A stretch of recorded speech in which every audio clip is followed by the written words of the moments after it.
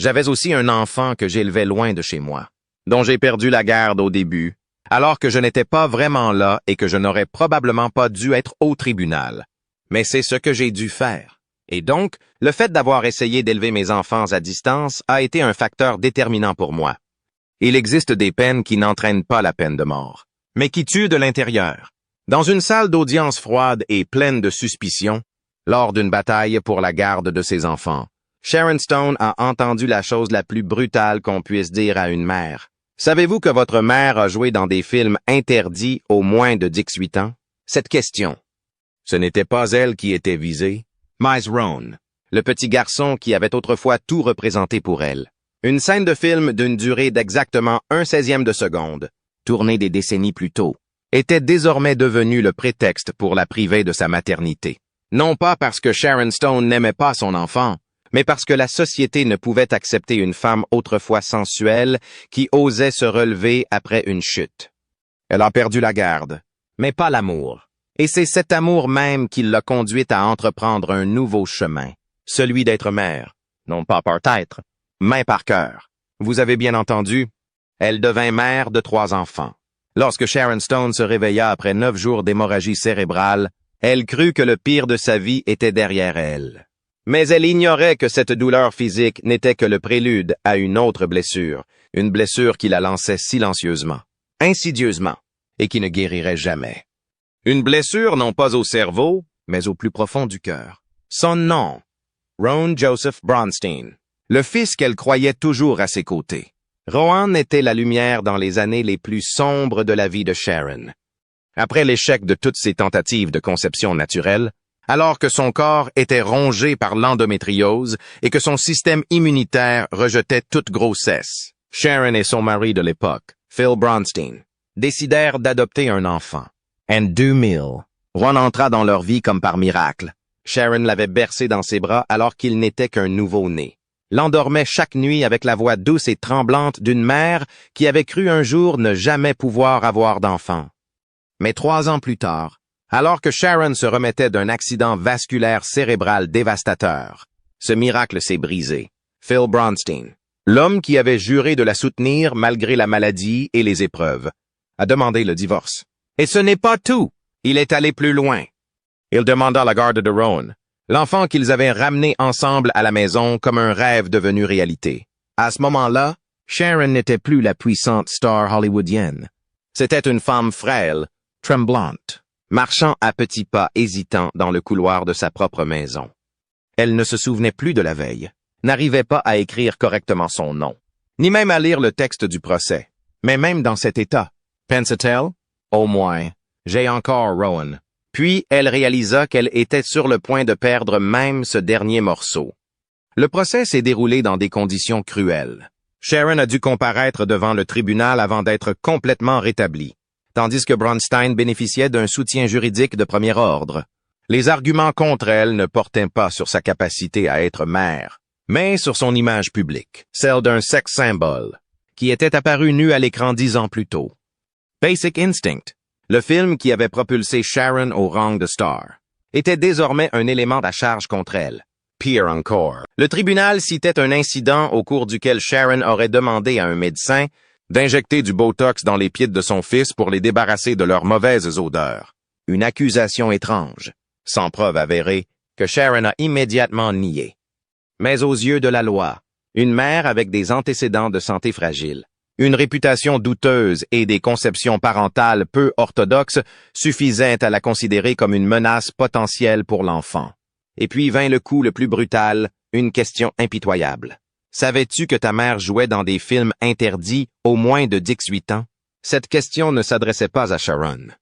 C'était pour Rom, un garçon de 8 ans, désemparé, incapable de saisir la frontière entre art et moralité, sachant seulement que toute la salle d'audience le fixait et que sa mère pleurait.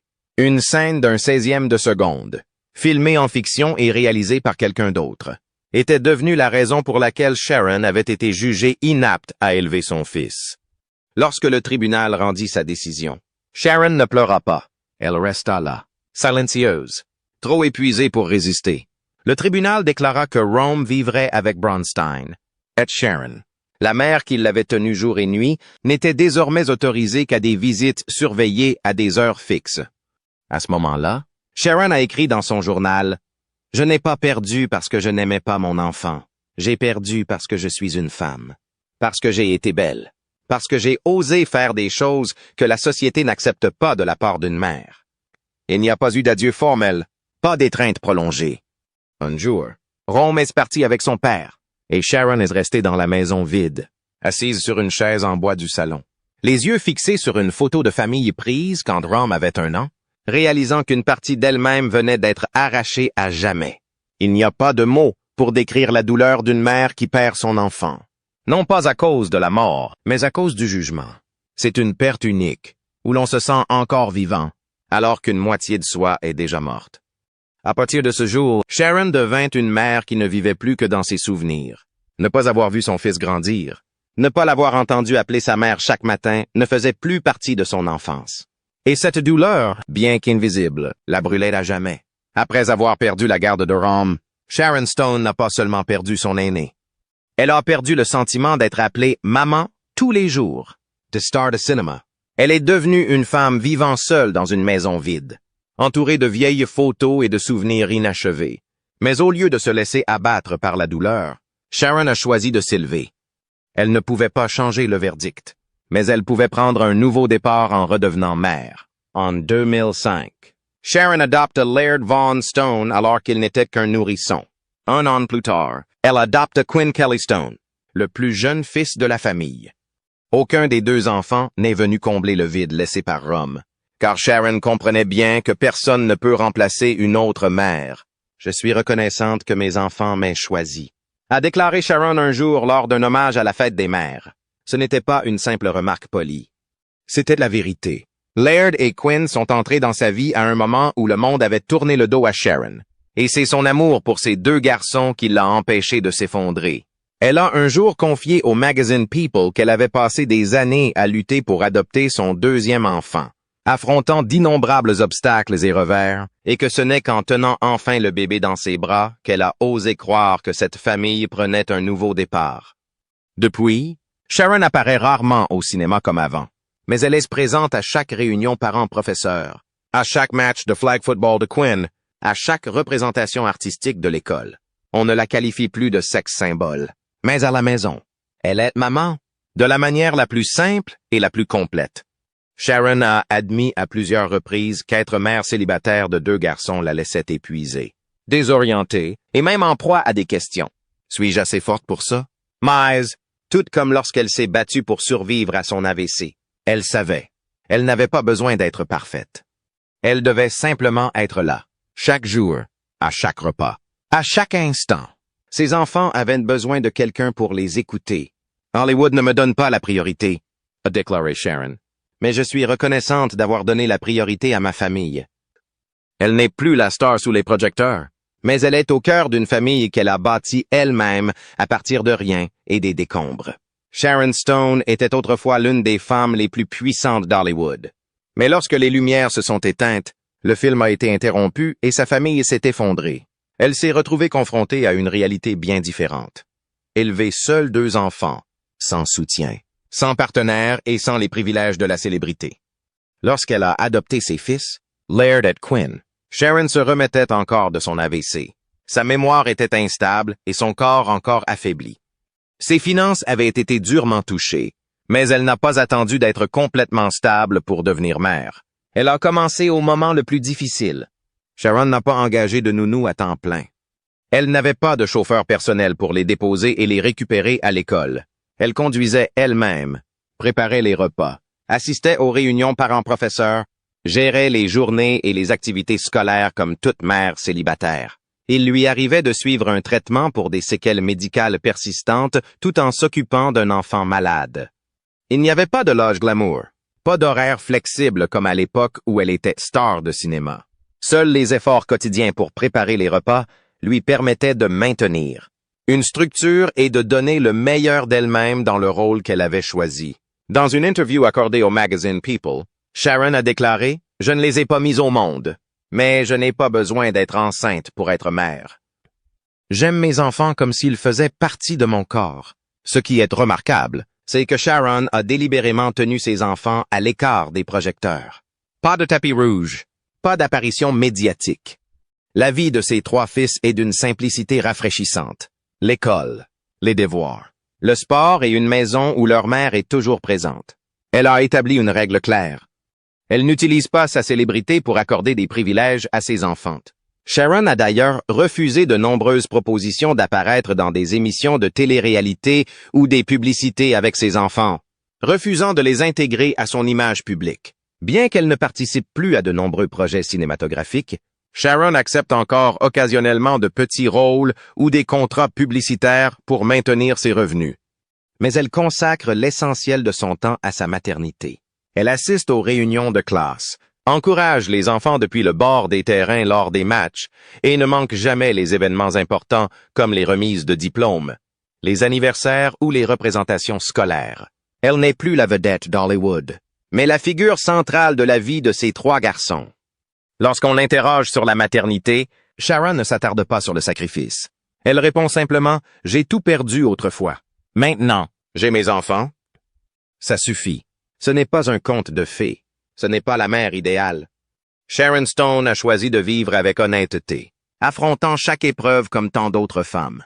Et c'est précisément ce choix qui rend son parcours si digne de respect. Pendant de nombreuses années, Sharon Stone a vécu avec un vide nommé Rowan. Parce qu'elle n'avait pas le droit d'être à ses côtés, de l'élever, de le voir grandir jour après jour. Après son divorce avec le journaliste Phil Bronstein en 2004, Sharon a perdu la garde de Rowan, le garçon qu'elle et Bronstein avaient adopté ensemble en 2000. Depuis, Rowan s'était principalement élevé par son père. Quant à Sharon, bien qu'elle n'ait jamais abandonné son rôle de mère, elle n'a pas pu être présente pendant les années les plus formatrices de la vie de son fils. Elle n'a pas pu l'accompagner à l'école chaque matin, n'a pas été témoin de ses premières fois, premier cours de natation, premier match de foot, premier éclat de voix. C'était un des moments qu'elle ne pourrait jamais retrouver. Et cela aussi était une douleur indescriptible. Mais Sharon a toujours cru qu'il existe des liens indestructibles, ni par la loi ni par la distance. « Je n'ai pas gagné contre Rowan au tribunal », a-t-elle dit un jour, « mais je l'ai fait revenir en amour. » Et le temps lui a donné raison. En 2019, à ses 19 ans, Rowan Bronstein a déposé une requête au tribunal pour changer légalement de nom, ajoutant officiellement le nom de famille de sa mère. De Rowan Joseph Bronstein à Rowan Joseph Bronstein Stone. Dans sa pétition, Rowan a clairement expliqué sa raison. « Je souhaite porter le nom de famille de mes 2 parents. » Pas de grand discours, juste une phrase brève, mais suffisamment puissante pour dissiper tous les malentendus, toutes les rumeurs, toutes les distances qui s'étaient accumulées pendant près de 2 décennies. Le nom Stone n'était pas seulement le nom de famille de sa mère, c'était une reconnaissance, un choix conscient, et le signe le plus clair d'un lien durable. Sharon n'a pas organisé de célébration. Elle continua simplement à faire ce qu'elle avait toujours fait, être présente quand son fils avait besoin d'elle, et à mesure que Rowan grandissait, il apparut de plus en plus souvent aux côtés de sa mère, non pas comme le fils de Sharon Stone, mais comme un véritable compagnon. Et il se lança dans une carrière d'acteur. En 2013, Ron est apparu dans What About Love, marquant sa première apparition à l'écran.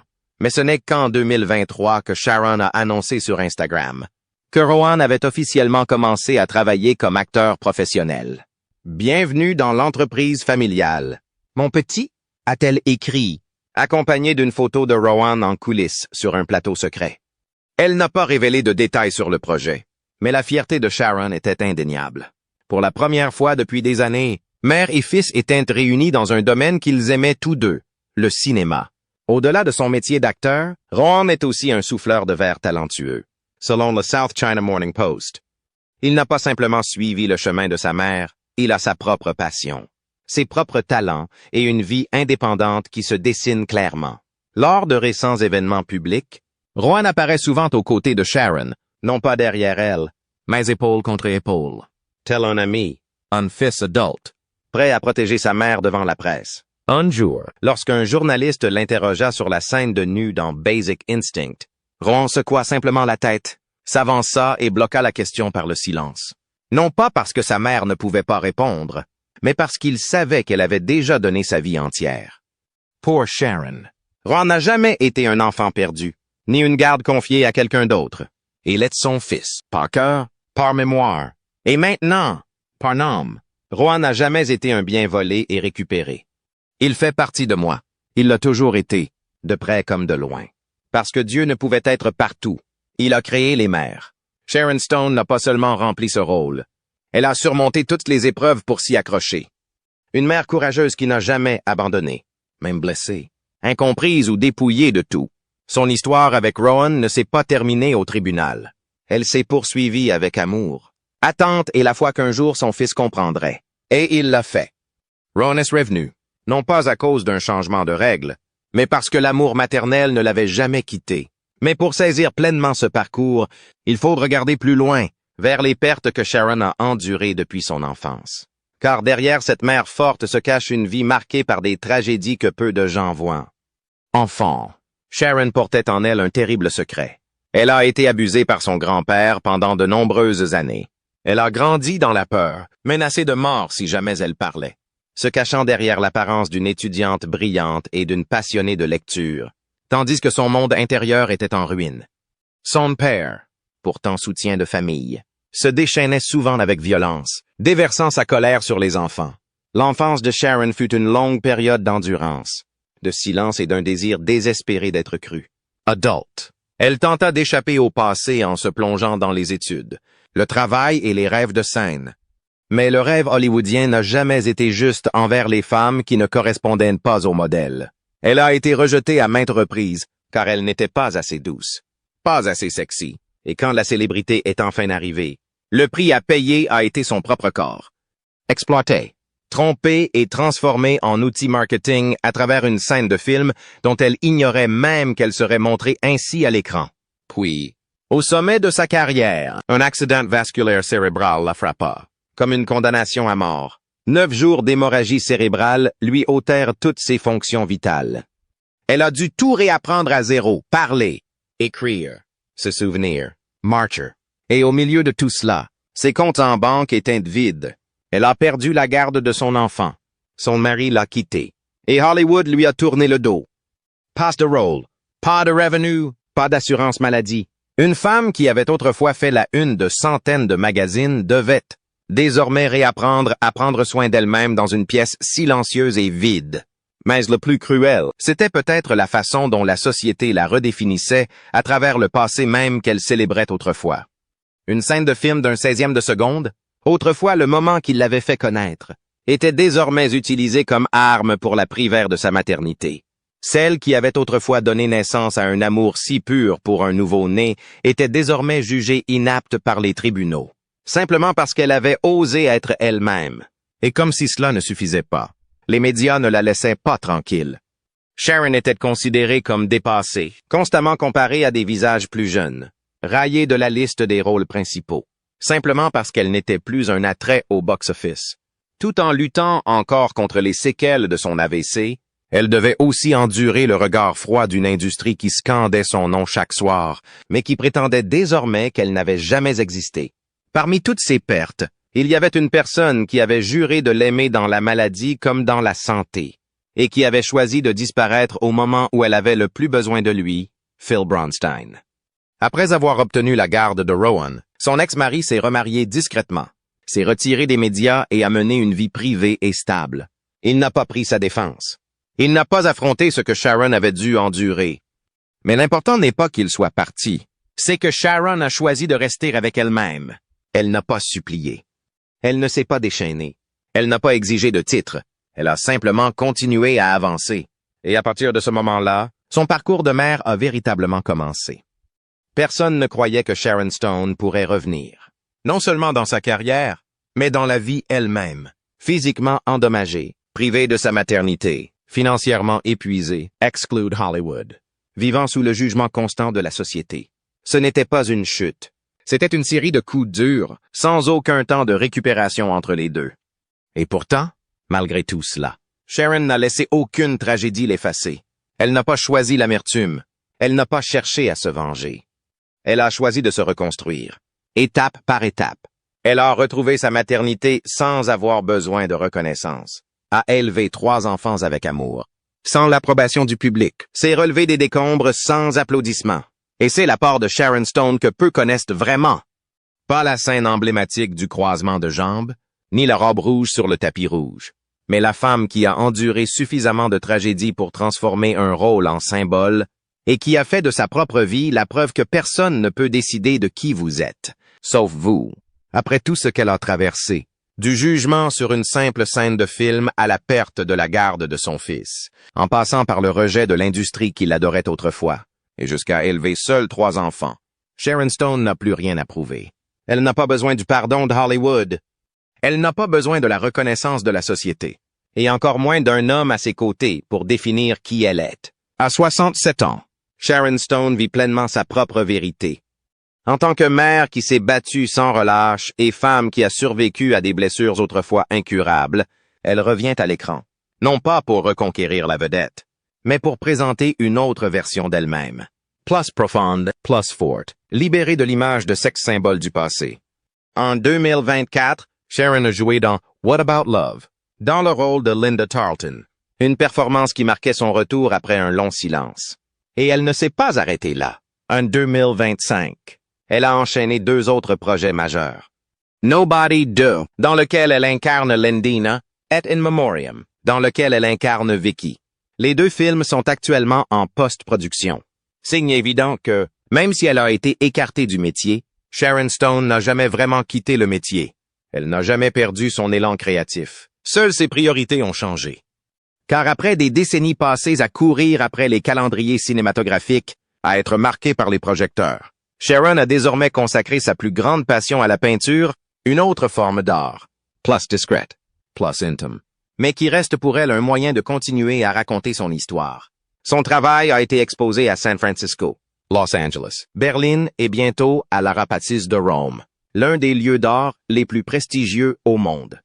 Si autrefois elle utilisait son corps pour exprimer un rôle, aujourd'hui, elle utilise son pinceau pour exprimer les émotions d'une femme qui a tout perdu et s'est retrouvée à travers chaque trait, chaque couleur. Cette renaissance ne se limite pas à l'art. Elle se manifeste dans la façon dont Sharon apparaît en public. Non pas pour courir après la célébrité, mais pour déclarer « Je suis toujours là, toujours vivante, toujours moi-même ». En novembre 2024, elle a reçu le prix Stella Della Mole au 42 et Festival du film de Turin, récompensant sa contribution durable au cinéma mondial. Vêtue d'une robe rouge flamboyante signée Tony Ward, agrémentée d'une cape composée de 3 fleurs en organza de soie, Sharon est instantanément devenue le centre de l'attention. Non pas pour sa jeunesse, mais pour sa prestance indéfectible. Un symbole qui ne court plus après les tendances, mais qui captive le monde. Quelques mois plus tard, elle a de nouveau fait sensation lors de la 82 et cérémonie des Golden Globes en janvier 2025. Cette fois, sa présence n'était pas liée à la mode ou au divertissement. C'était un message silencieux, mais sans équivoque. Sharon Stone n'est pas revenue pour tout recommencer. Elle est revenue parce qu'elle n'avait jamais vraiment quitté le monde, ni le cinéma, ni la peinture, ni l'amour de la maternité. Et malgré toutes ces pertes, Sharon a trouvé la paix intérieure. Elle ne court plus après les attentes des autres, ne s'accroche plus à ce qui a disparu. Après des années passées à chercher une famille, à lutter pour être mère et à élever seule 3 enfants pendant la crise et la convalescence, Sharon a réalisé une chose simple. J'ai tellement trop de rendez-vous. Je suis heureuse d'être seule. Cette déclaration n'est pas pleine d'amertume. C'est une libération silencieuse. Pas de solitude, mais de liberté. Sharon s'est également tournée vers la spiritualité comme point d'ancrage. Elle croit que son père, autrefois strict, mais qui a changé pour elle, veille toujours sur elle au quotidien. Je le sens, a dit un jour Sharon. C'est un sentiment si fort que je crois que les hommes ne disparaissent jamais. Dans un monde de célébrité et de jugement, Sharon choisit de croire en quelque chose de plus grand que la réalité, que certains liens sont indéfectibles. Aujourd'hui, Sharon vit selon une philosophie simple mais profonde. Le bonheur est un choix. Il faut le pratiquer chaque jour. On n'attend pas de miracle. Elle n'attend pas la validation d'Hollywood. Et elle n'attend pas qu'on lui rende ce qu'on lui a volé. Elle crée son propre bonheur. Tout comme elle a élevé 3 enfants en silence. Tout comme elle a redonné des couleurs à sa vie de ses propres mains. Tout comme elle s'est relevée alors que personne ne la croyait capable. Et voilà Sharon Stone aujourd'hui. Non plus la femme jugée sur une seule scène de film, mais la mère qui a redéfini l'amour par la vie qu'elle a choisie. Sharon Stone a un jour tout perdu, sa santé, sa carrière, son fils, et même sa dignité. Un tribunal lui a refusé le droit d'être mère à cause d'une simple scène de film. Oubliée par Hollywood, elle n'était plus jeune et séduisante. Blessée au plus profond d'elle-même, elle n'a jamais abandonné. Elle ne s'est jamais plainte. Elle a pris un nouveau départ. Elle a élevé seule ses 3 enfants. Elle a reconstruit sa vie toute seule. Pas de projecteur, pas d'applaudissements, juste de la présence, chaque jour. Ed Rohn, le fils qui lui avait été enlevé, a finalement choisi de porter le nom de Stone. Non pas parce qu'elle a gagné au tribunal, mais parce qu'elle n'a jamais abandonné. Être mère n'exige pas la perfection, seulement de ne jamais abandonner son enfant. Sharon Stone a fait exactement cela, in silence, par l'action, avec un amour inconditionnel. Que pensez-vous du parcours de Sharon Stone en tant que mère? Partagez votre avis dans les commentaires ci-dessous. Si vous pensez que l'amour maternel est plus fort que tout jugement, répondez « oui » en commentaire pour nous témoigner votre soutien. N'oubliez pas d'aimer et de vous abonner pour suivre l'histoire de Sharon Stone avec nous.